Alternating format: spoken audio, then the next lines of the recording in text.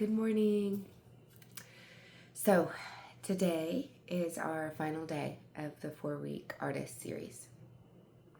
We're going to take everything we've learned. We're going to culminate it into a small, short practice. And that is what I want you to do for the whole week. The idea is getting into a practice space. The idea is having your space available to you so that when you feel called to create, it's there. A practice is something we do often. That's why it's called a practice, right? And it actually just strengthens the neurons and strengthens the habits of getting creative. And so it'll be easy to access in moments where life feels hard. You'll have more availability to seeing things from a different perspective. You'll have easier access to thinking creatively when you are problem solving. So that's another idea of practicing in a creative field often for just short spurts, at least for 21 days it takes to build a habit, and 60 days it becomes more solidified. So knowing how the brain works, knowing how we can create these healthy habits to inculcate a practice and a habit that's actually it's kind of funny because you're practicing something so it's second nature, but the second nature is actually creating someone who's more open-minded, who's more flexible. Whereas typically when we create a habit, we're not flexible in that one area because we've practiced it, right? Well, this is practicing flexibility. And the best way to do that is by asking questions and feeling into the curious or creative space, okay? So let's do it. Step 1, we're going to grab our materials. We're going to grab our paper. We're going to make sure we feel comfortable. We're going to breathe into the space. Start some music if we need to. We're going to start with a simple warm-up. This time we're going to use both our hands in what's called it's a binary drawing. And it brings our left hemisphere and our right hemisphere out of dissonance and into coherence, as well as brings our mind and our body into a single moment. So we're going to do the bilateral drawing. We'll probably turn it into a Zentangle or use the idea of the scribble project to make something else out of it. And if you'd like, we can go deeper on that. So typically when we do a Zentangle or a scribble project, we're kind of tapping into a subconscious part of us. This was created more so in the surrealist era. And you can see where you're at based off of what you've drawn, based off of what lines you've used. So we can read further into that. Those get really fun and really interesting. Sometimes I'll play that game with my friends. We'll sit around, do a scribble project, and we can kind of see how we're feeling in that moment based off of our lines and our shapes. It's the same with I forget what it's called. It's the ink blot for psychology. So again, art is a very psychological practice, and you can learn a lot about yourself by what you put on the paper. So we'll do that small warm-up, and then we're going to take what we've practiced throughout this time together, and we're going to apply it in small ways all week, okay? So we're not looking for a project, we're looking for a practice. With that being said, if you're ready to sign up for the next week and kind of turn your practice into a habit, this is the final week for registration for March.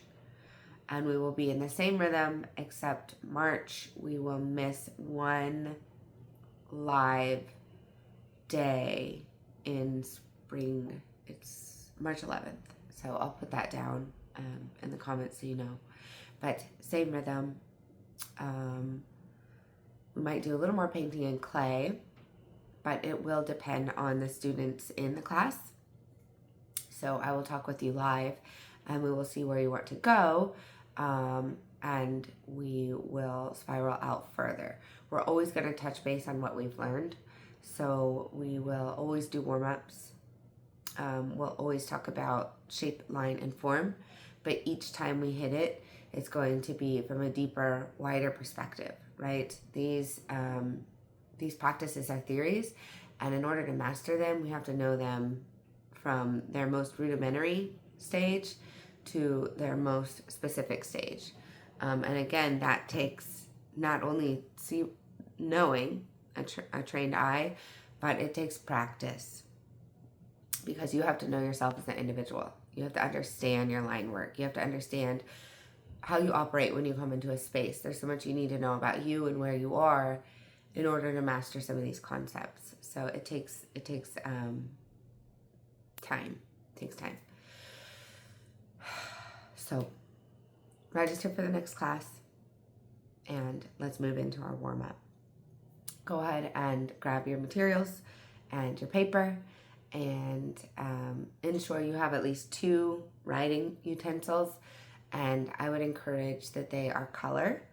So go ahead and just grab 2 colors blindly, meaning don't think about it. Don't think, I want a pink, I want an orange, just grab them. And we're gonna start our bilateral drawing. I got my 2 colors.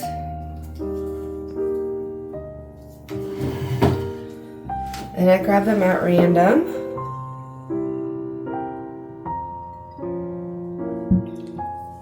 When I use markers, I would have never intentionally grabbed these 2 colors. So I always think of it as like, it's telling me something, right? Colors have psychological associations as well. So again, if you ever want to talk about it, we could go into it. It's really fun. All right, so what I'm going to do is I'm going to simultaneously place my pens on the page, and I'm going to draw. I would like for you to draw with me until I tell you to stop. But if I want you to kind of intentionally push through those urges to stop. But we don't want to draw for, too many minutes at a time. Okay, let's go ahead and get started.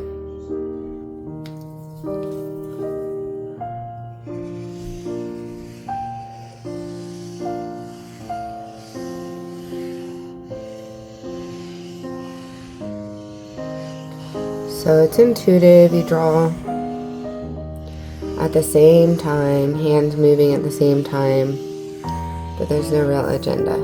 Wait, my paper moved.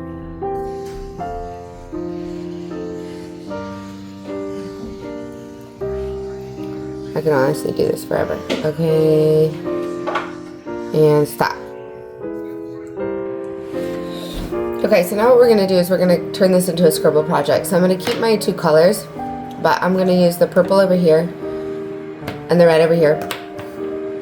And I'm going to add in a black. So black is my only conscious color that I'm choosing, meaning that I wanted it and I chose it. These 2 just came. So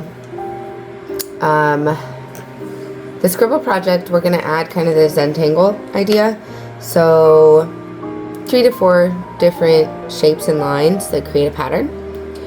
And then we can kind of bring in representation if we'd like, and turn this into something that we recognize. So I already see a face here. So I'm going to go ahead and start. But I'm still going to use line to even represent my value instead of using blending. I'm just going to put lines that are close together. And then I might even do some cross hatching. I don't know how I'm going to create that face. Alright, I'm going to move quickly.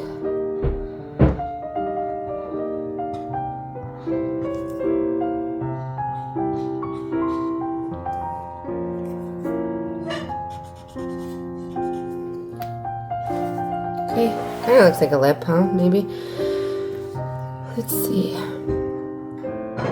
kind of do, you want to start to, again, problem solve how you take an idea and bring it into coherence or reality, especially using shapes that aren't typical in creating what it is that you want. So it's really healthy spatial reasoning for your mind. And it'll show you if you feel frustrated with ideas like this, if you can't get what you want to get, it'll tell you how you operate in spaces where you might not be getting what you anticipated and how you work through that. Those are important signals. So I'm using the same line over and over again, but in different ways to represent different things. And I'll do a little eyebrow up here. And that's really it. I'm going to keep him just the way he is. Although, I'm kind of weird about this. Maybe I'll just define it a little bit more. And then I'm tempted to give him a neck, but I'm not going to. Alright, I'm going to do the other side. And I had no plan, but I did see a face. And now I really want to create a face here. And I know I said switch the colors, but look. It didn't happen that way, so that's okay. Tells you that I'm working definitely more intuitively than I am consciously. That it's just coming how it's supposed to.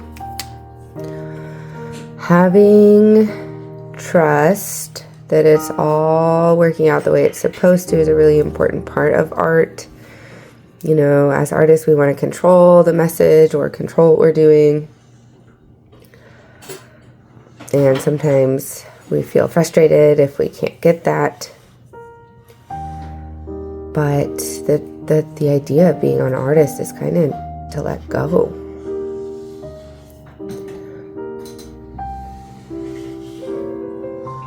Alright, and you can use the same line in a different way to even represent possibly a more masculine look versus a more feminine look. Feminine is going to be more curvilinear. Masculine is usually going to be more straight and rigid or cubistic.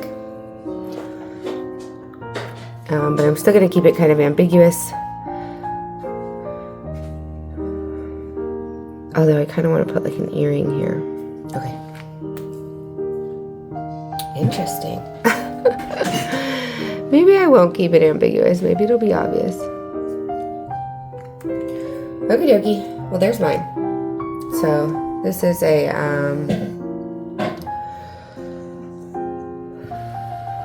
bilateral drawing. And it brings in coherence the body, mind, and left-right hemisphere of the brain, okay? So now what we're going to do is we're going to take subjects like our hands, like, fruit, and we're going to use the Zentangle and use line to represent form and dimension, but we're just going to do it in really small practices throughout the week. Now hopefully you feel like you're in your space and you're ready to concentrate on kind of a different level, okay? I think now it would be important to consciously choose your medium. I think a pencil would be best, and a piece of paper, okay? And then you're going to choose, I would choose something like a fruit or something that's round, like a sphere or an orange or a lemon. Choose something in front of you that has this round shape, and I'm going to show you how you can break up your paper, which we've done in one of the other videos, in, like 9 sections. You could use a ruler or you could fold it, and you're going to create this subject matter throughout the next 7 days, each morning or afternoon, just once, using different line value to create form, okay? So what this is going to look like.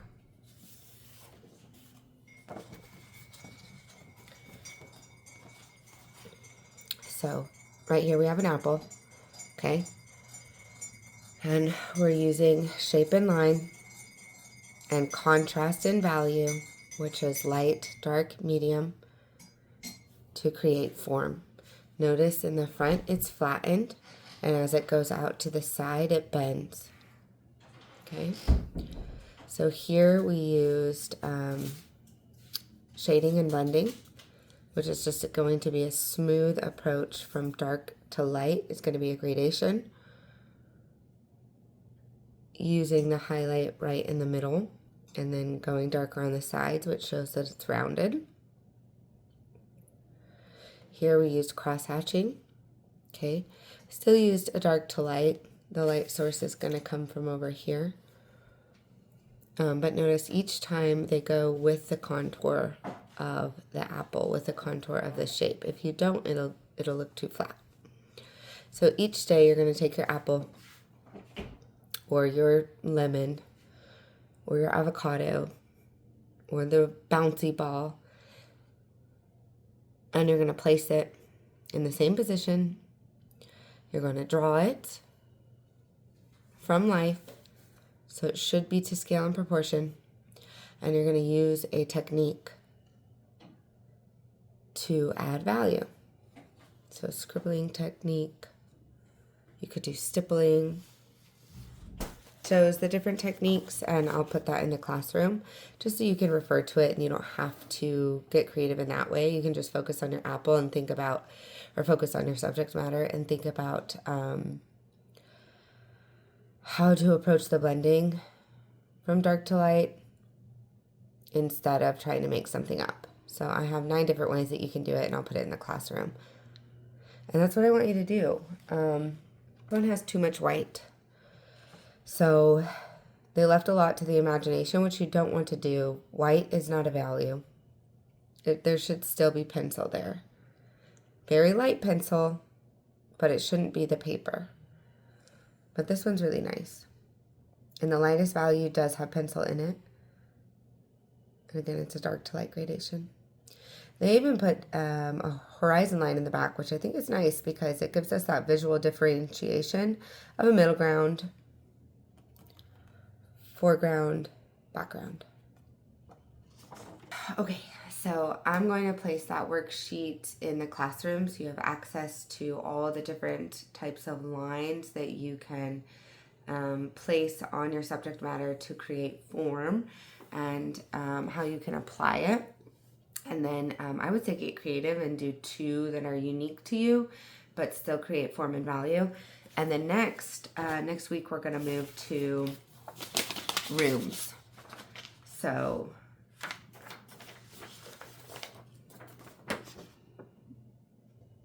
these are pretty simple, but we'll do 1-point perspective, we'll do 2-point perspective. We'll start with still lifes. So we'll have to set something up in your space and keep it there for the entire week. And you'll draw from life.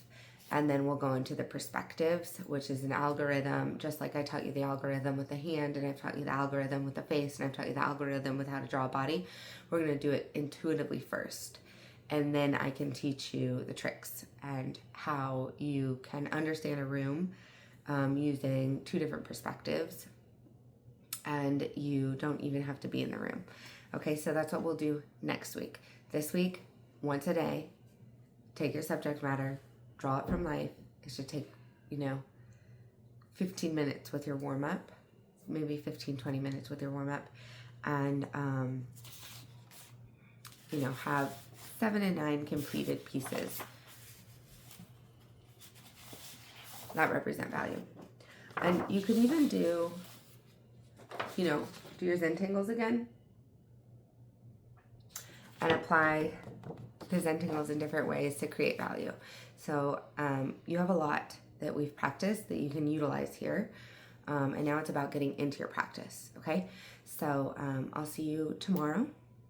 Those of you who want to join the class, registration ends this Friday. And next week we will start working on perspectives, okay? All right, I'll see you next time.